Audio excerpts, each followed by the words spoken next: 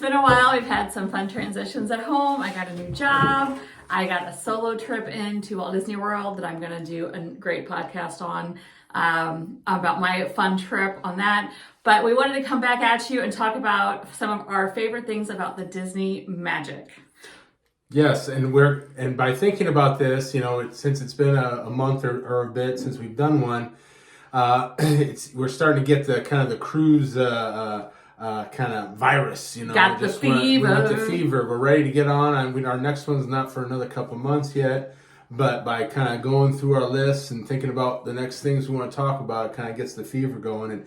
And I think that's one of the nice things about doing the cruising. Yes, you enjoy that week or whatever it is you're on the boat, but then you have those little, muscle memory or brain memory that comes up as you're going about your day. You remember, something that happened on the cruise and remember, you remember what you love so much about it. And then you know that, you got another one coming up another year or 6 months. And it just kind of, it just builds the excitement even when you're not even there. Well, and we're at that point now with our cruise. We've got our paid in full date, so that part's taken care of. Soon we'll be able to start booking our activities for the September cruise. We're already on our Facebook cruise group, so always make sure you do that. We've got our fish extender groups lined up. I've got some fish extenders that I've already bought. I'll show you all those after the cruise.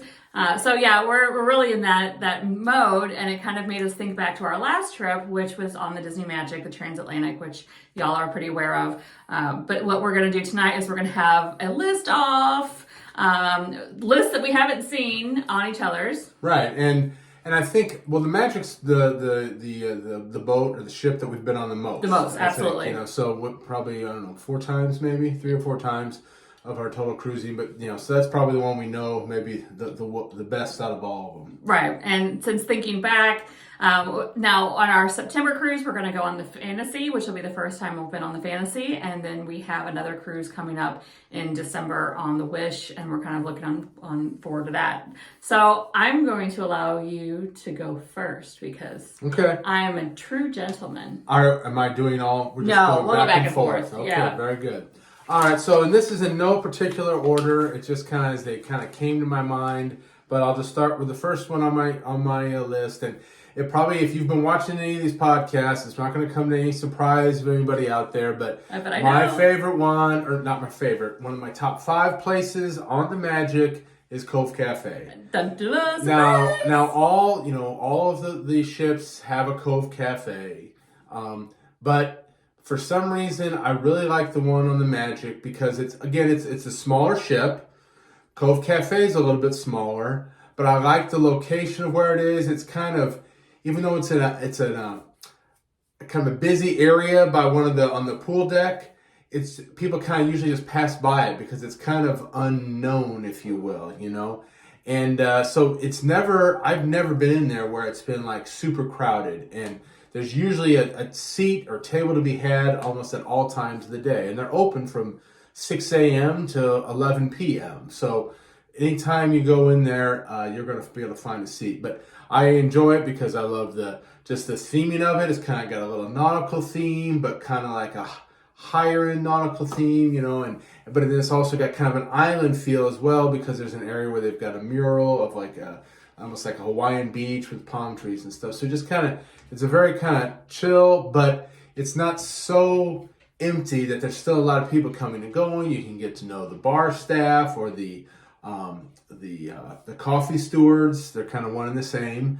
But so Cove Cafe is kind of one on my top 5. So not on my top 5, but I know that is near and dear to your heart and to our pocketbook. Is the Cove Cafe. So I'm going to say with mine, and I would imagine, not seeing Brian's list, that this is going to be on his list too, so you jump in if that's the case. But my favorite place to eat on the Disney Magic is Rapunzel's Royal Table. That is my number 1 favorite place to eat.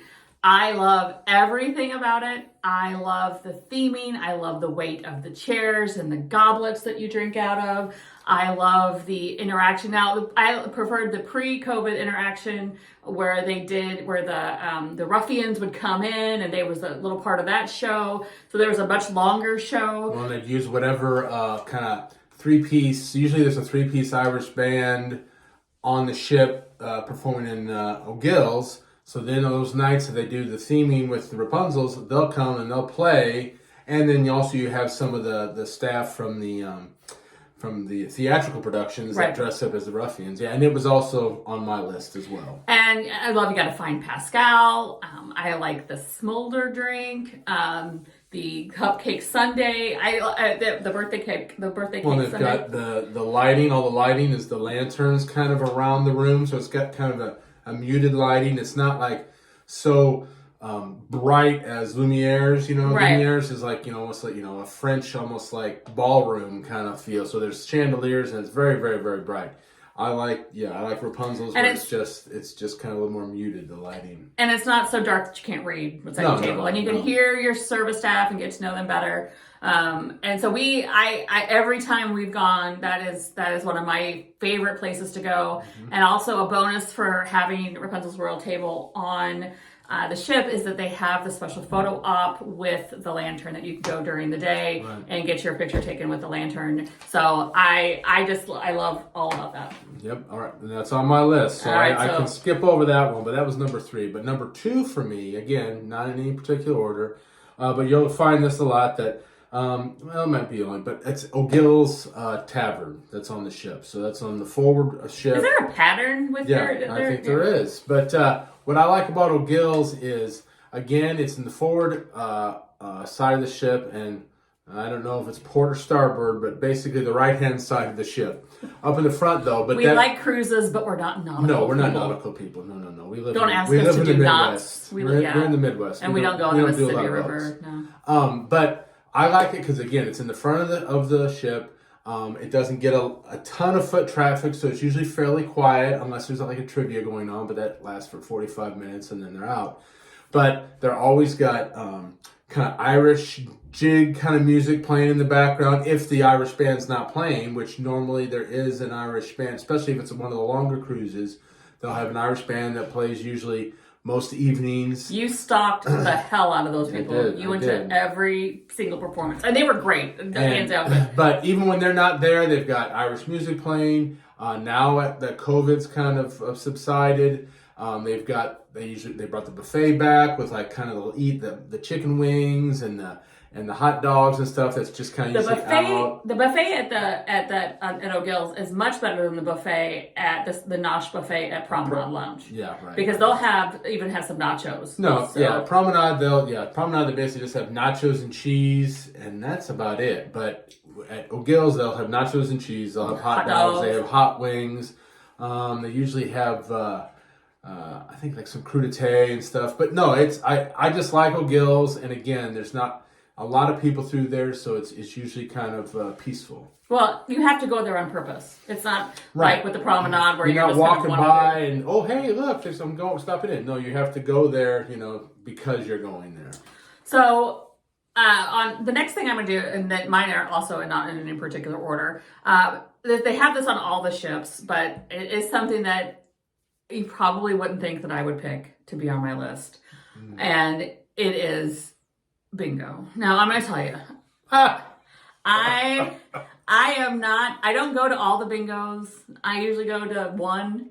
And I am old school bingo. I want the dauber. I want all the sheets. I want to be like that old episode of Roseanne where that lady had like all the trolls and all that. I am all over that. And I have only won bingo once, and it was not even on a Disney cruise. It was on a Carnival cruise, the first cruise that you and I ever went on together. But I like to go. Then what I also enjoy is that Brian goes with me, bored out of his mind. He gets the digital bingo, and he's like, "What is even the point?" Yeah, you get the digital. You just sit there, and it tells you, "Hey, you won! Great! I'll have to yell bingo." So it's kind of like my theory about lottery scratcher tickets. I'm the type that I want the bingo card or the crossword puzzle card because I really want to get in there and I want to work for my $2 that I paid out. Brian, however, he would be happy to not do any of that work and just flip it over and scan it and see if he won. Right. So, but it is something that I got other things to do. I got to get up to the Cove Cafe. So I like the bingo. It's something that is. It's not my thing. I don't bingo at home, but I always enjoy it whenever I play it on the ship. And the staff is great. And they get into it, and it's also, a 45-minute or an hour, time commitment. It's not like, you're going for the whole night, like, regular bingo. It's like, it's a little, early evening type of thing or whatever, and then you can go on about your day. So, yeah. All right, so yours is bingo. So bingo not on your list. Bingo's not on my list, so we're going to jump over Rapunzel's because we've talked about that. That was also on my list. But number 4 on my list is then Donald's Duck-In Diner. And that's on the pool deck. It's basically a fast counter service restaurant where they'll have like a chicken sandwich, hamburgers, bratwurst, fish sandwich. They have a fish sandwich that is very good, and they have shawarma as well. So if you like the almost like we might call them gyros, but basically the pit fired meat, and they put it on the pita, and they have all the toppings. But yeah, the fish sandwich is fantastic. The problem with the fish sandwich is its name, because if you look at the menu, they call it a fish burger, and that is so off-putting. It is a fish sandwich. It is delicious, and you can get it with fries, and you can get it with garlic aioli, and it is the garlic aioli. That's delicious. Right. Yeah. And so and what I like about it is that it's fast casual. It's fresh. I mean, everything you get is fresh. Yeah. I mean, if you get the fish sandwich, you usually have to wait a minute or two because they're gonna fry it for you because they're not sitting out. Burgers are usually like a warming tray, hot dogs and whatnot. But fish sandwich is fresh. But everything you get is very fresh, and it's just very quick. You're not having to go down and sit for lunch in one of the dining rooms, or even go to the buffet, because the buffet does take some time too as you're going through. I like to go up, you're sitting poolside or whatever, or even if you're in between going from point A to point B on the ship, you swing by there, you can grab a plate of get a fish burger, and you can head on to your next thing and you can eat it there. Because again, all the food and drink can go everywhere in the ship. So no, I just like it because it's right there. It's at There's mid-deck, never a basically, line. up on the And when the there is, pool it deck. goes quickly. And yeah, that's my number 4. All right, so my number 4 is 1, 2. Yeah, You're 3, gonna 4. You gotta do number. No, I'm on number 4 now. Oh, you are. Yeah. All right. So this is also something that they have on every ship, and I've only done it on the Magic, so that's why I'm going to say this for the Magic, and that is the Rainforest Room. Oh. I did that on the transatlantic cruise, and I will do that on every other cruise that we do from now on, because basically I got the cruise pass. I think it was like $150, $200, and I would go in every day, and I would have an hour where I laid in the warming chair. I got the salt scrub. I did the salt scrub aromatherapy bath. I laid in the chair and relaxed. I did the variety of the spas. It was so quiet. It was so peaceful. I was just, and I would come out and I was just in like a little haze, because then I would walk over, because it's right by the Cove Cafe, and I'd come see you, and you looked at me. You'd always look at me so funny. Right. Well, you were in your robe, and you were just kind of like, what are you drunk? No, you're just drunk on just resting. Yes, there was like that peace, and they have water in there, and also one benefit of going in there is you can always go into the locker rooms, especially for adults who don't want to or feel constricted by the stateroom showers. You can always go and take a shower at Sensa Spa at any time that it's open. You don't have to pay for anything. And this was even on our transatlantic, which had a higher percentage, almost nearly all adults, and you didn't feel like it was overly crowded. No, I never had to wait for a chair. So on a standard cruise, when you almost have like a 50-50 of kids under 18 and adult mix, I'm sure there's plenty of room then, even in those. I think twice I went into the steam room, and there was somebody in there. That was it. The rest of the time I was always by myself. Now the rainforest chairs, people would just go in there and read and just be comfortable in there. But it was great. So that I've only done on the Magic. I'm looking forward to doing it on the Fantasy when we go in September. All right. Now the last one of mine is not. It might be a little strange. It's a place, but it's also a feeling. One of the places I really like is, and I forget which deck it is. It's the one that's got the Buena Vista Theater. So it might be deck 5, I think. It's basically one up from, you got the, Kids Club's on 5. You got the Walt Disney Theater, which I guess is on 3. And then it goes to 4 because you've got, Terrace, I think. Right? All right. It's so tall. It's 4. So it's 4 or 5, regardless. It's at the hallway outside the Buena Vista Theater, but yes, it's on the same level as the kids club. So the ceilings are a little bit smaller, but if you start on the forward part of the ship, so you come up the forward elevator banks and you're walking down the hallway as you're going to the Buena Vista Theater, there's not a lot of commotion there because there's not a lot of rooms. There's no staterooms on that walk between there, but you've got all the different, like the kind of the nouveau artwork from Disney hanging there. They of course have kind of the soundtrack that's played on the cruise ship, so you hear a lot of kind of the instrumental Disney songs that you remember so well. And then it's just there's just not a lot of traffic on that level in that corridor. So I love just kind of walking down there, and it's just very peaceful, hearing the music and everything on your way to the theater, or even a lot of times I'll use it as kind of my cut through if I'm going from the forward part of the ship to the aft part of the ship, because again, you're not cutting through all the people and stuff and having to zigzag around like if you're on deck 3 or something, through all that. It's kind of a straight shot, and I just kind of remember that's one of those memories you bring up from time to time of being on the ship. So my number 4, because now I was wrong, I didn't count correctly. So I have number 4. My number 4 is going to be show tunes trivia. Oh, okay. I'm very specific about show. Now, of course, they have this on many other cruise ships, but I love it when they do the trivia when it is theme songs. Like to TV themes? TV tunes trivia. That's what it is. TV tunes trivia. Okay. Because like they have like the and this Magnum PI, and it's just this whole. That's the song? Okay. Don't you know? Yeah. Okay. That's also saying elsewhere.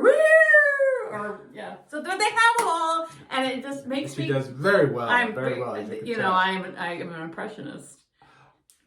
So you like the trivia? I love all trivias, but TV Tunes trivia is my favorite because it makes me think back to like Must See TV and TGIF Fridays on ABC and all the shows that they had on there. I think some of those memories kind of get locked in deeper into your memory banks or for longer because whatever they've got the song attached to it too. It's not just a question that they're asking that you got to kind of get back in the memory bank. You kind of have that. Again, that brain memory of, that song. And then you sing along and, whisper, So that is it. Now, my final thing that is only available on the Disney Magic. Oh, okay. Is the Tangled performance. Oh, yeah, okay. I absolutely, so as we know, they have Broadway style shows on all the theaters or on all the ships. And one of the shows, this is always on the Disney Magic, is Tangled. And if you compare that and I know I wrote about it in our book, all about first time cruisers, make sure you check it out. It's available on dcldorks.com. But if you can have dinner at Rapunzel's the same night that you get to go see Tangled, I think the puppetry is amazing. With Maximus, I love how the story is. Pascal didn't make it to that cut. He didn't make the cut because they have to condense it down. He wasn't in the show. It's not like he died or anything. He just isn't in the show. Do they croak? Do chameleons croak? But what I also like is you get a lot of the songs that you remember, and they've condensed it down. They don't cut out really any of the major parts, but they've condensed it down within like a 45, 50-minute time frame that you can kind of hit all the high points and all the songs you remember, and it still kind of tells the story. Yeah. So that's only available on Disney Magic. So, but that's my list, and you got your list. Yep. We got that covered. So we are going to be doing many more podcasts. We just need to get back in the saddle. As everyone knows, life happens and things go on. So continue to follow us on Instagram and subscribe on our YouTube channel. And if there's any other questions, please let us know. We are always happy to answer and be of service to all of you. So thank you. Smooth sailing. Okay. Bye.